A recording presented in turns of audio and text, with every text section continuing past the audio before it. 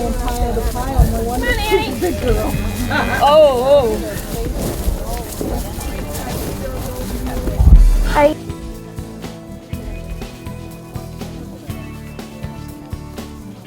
If you look up there in the trees where they live when it's hot, Yeah. they've got it trimmed about that high up. Yeah. Yeah. I was telling them they will chase hawks. The owls are a real issue for me. I don't know if you've ever drove by and noticed I have a curtain on the door. Yeah. The chicken coop. That's worked out great, but they just kind of go. I mean, they keep the pests down a little bit. They keep the manure spread out. They're working the ground. They're fertilizing it. Kind of a natural. Did they have an adjustment getting used to that? What I did. This is off the record. You better not be taping. Why not?